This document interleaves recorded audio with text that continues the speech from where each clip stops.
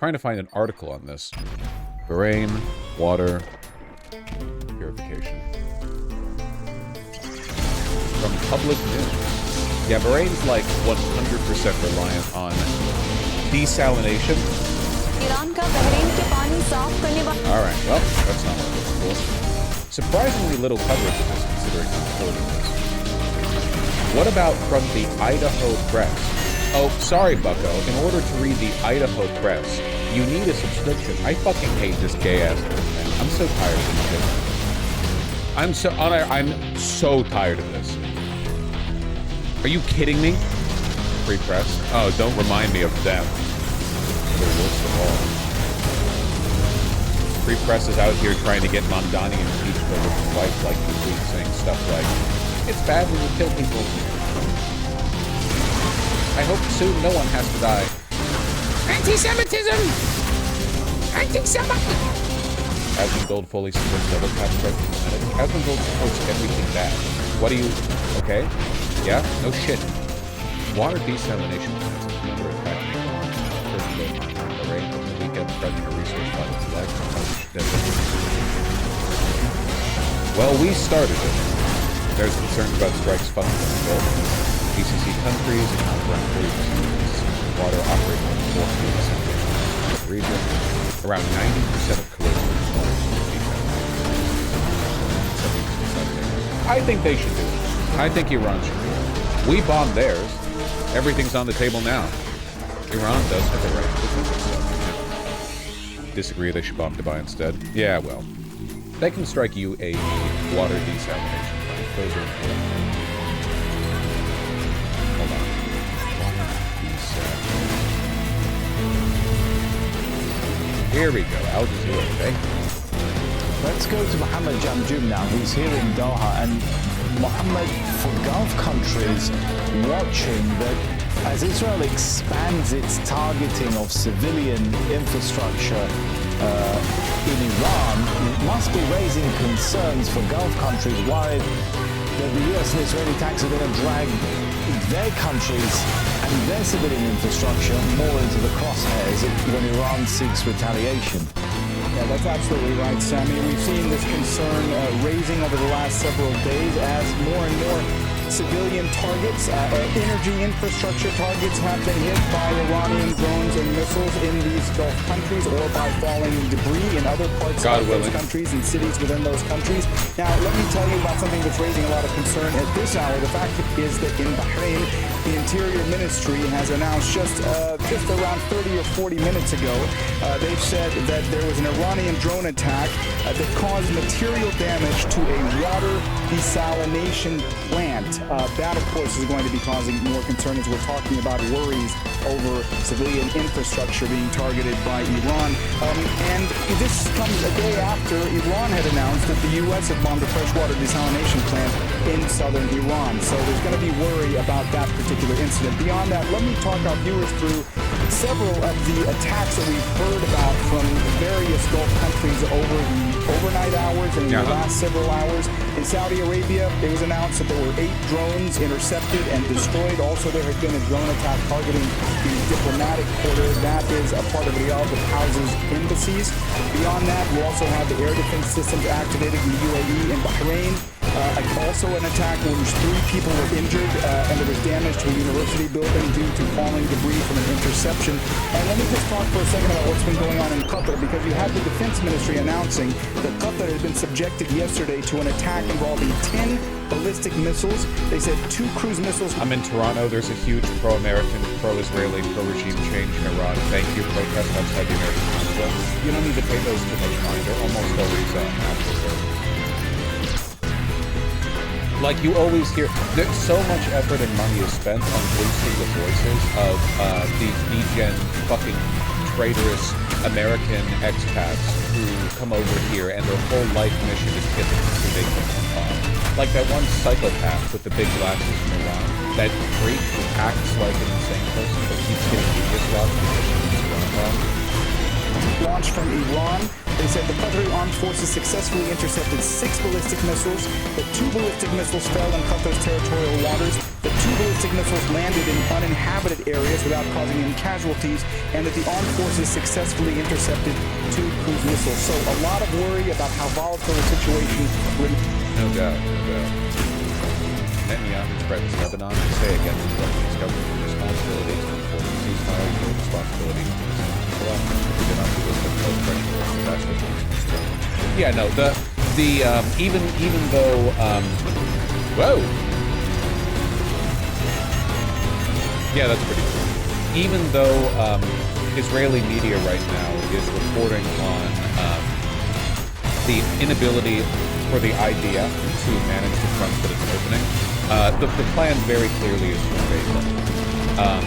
Israel can't really invade Iran because Iran is a very, very, very hard target. The most that Israel can do in Iran is destabilize it. What they want really is like an infinite. They want to turn Iran into Libya, basically. Open slave markets, no civil society, everything's run by warlords and grifters. Like you functionally no longer have a state. That's what they want for Iran. Iran's too big to like occupy. But they can invade and occupy Lebanon, which not coincidentally contains some of the borders of Greater Israel, the biblical borders. They literally say, no, they said it explicitly. They want to turn Iran into a failed state. Even Trump did that. Didn't Trump? Oh man, there have been so many clips. Didn't Trump recently respond? He was on Air Force One, and he was asked, like, what are your plans here? And Trump just responded with some straight Israeli propaganda about how Iran... here we go. Yeah. In response to being asked whether we attacked a desalination plant.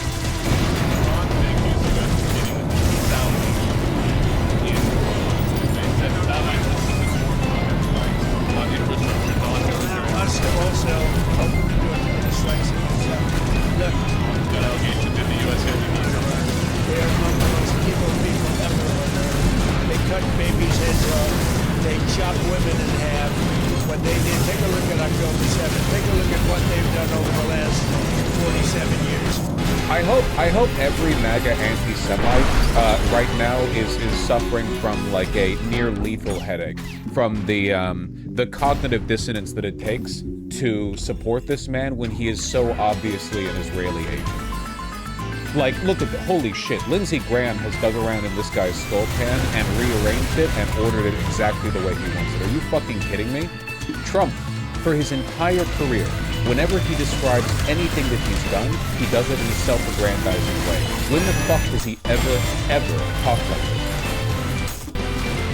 Hey, did you strike this target in Iran? Yeah, did you know how anti-Semitic they are? When the fuck has he ever talked like this? Never, he never does, ever.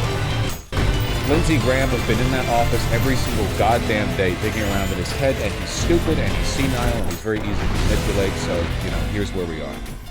He's just straight a mouthpiece from Assad right now. It's insane. And it's not even a conspiracy to say this anymore, because Lindsey Graham literally bragged about being an Israeli state asset, and then said that he's meeting with the president every day, taking orders from Assad to try to get President Trump into war with Iran. Like, it's not a conspiracy. He just said it. He said it straightforwardly. He was asked by the Wall Street Journal, and he answered the question. He just told all of us what he's doing. So I know nothing about a desalinization plant other than to say they're complaining about the desalinization plant. We complain about the fact that they shouldn't be chopping babies' heads off. Okay? Like, look at the just post-October 7th, Zionist hysteria.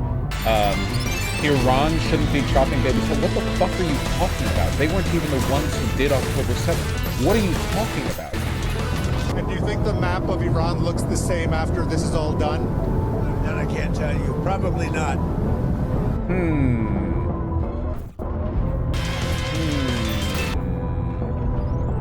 And do you think the map of Iran looks the same after this is all done? That I can't tell you. Probably not.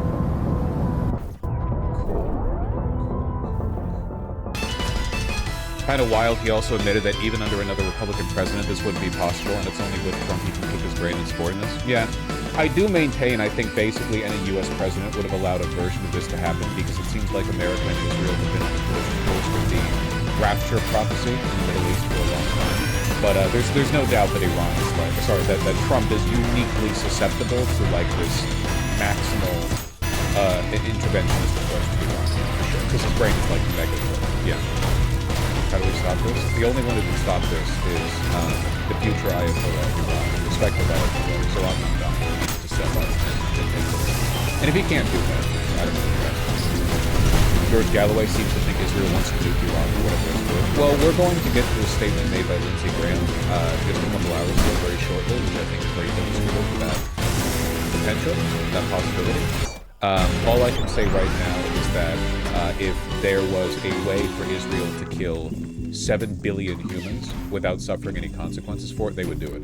So, sure. Intel report warns large-scale war unlikely to oust Iran's regime. Yeah, obviously. Again, obviously. Apparently, Israel wants this war to take a long time. Okay, you can't keep telling me this. Okay, I need you to. Israel wants war forever. If Israel knew for certain that it would continue to exist for 1,000 years, it would want there to be active war for that remaining 1,000 years. They will always want that. They will always want that. They will always want more non-Jews killed. And the darker skinned Jews, because they're racist. There's no end to this. Always. IDF chief said near this war will determine Israel's future for many years. It will take a long time. Yeah. It's cartoonishly evil? Yeah. Look, just remember, man, the only thing more evil than what Hitler did was what Hitler wanted to do. The only reason he didn't get to do what he wanted to do was because we stopped him. Just keep that in mind, you know? A lot of evil people out there, only reason they didn't get to do what they wanted to do is because somebody stopped them. Right now, no one's stopping us. Keep that rolling as far as you want to. Eventually, you're going to, I mean, not to play oppression Olympics or anything, but, you know, I think the lesson that we're supposed to have learned from history is ideally you're supposed to stop people like this as quickly as possible, not enable them every step along the way. Let's think the GOP. It doesn't really matter if Democrats are unfortunate. At least this is good for Ukraine, right? Well, no, because the Trump administration seems to want to loosen sanctions on Russia so that oil costs go down, which would give more money to Russia, which they then use to fund the war in Ukraine. At least Dubai's getting bombed. That's true. There is some good news out there. It's not all bad. Can you explain why this isn't Israel forcing us into doing this? Because our leaders are also doing it. How are they being forced? Like, how are our leaders also want this? How are they being... Like, even Democrats can barely muster the energy to condemn this, right? Like, what? How are we being forced? I mean, you could argue the working class of America is being forced, but that's always the case, right? That's not... It's not like Israel controls American leadership. They just work together for the same guys. Would Charlie Kirk approve all this? Charlie Kirk's purpose was to prevent right-wing infighting, so yeah, he probably would have approved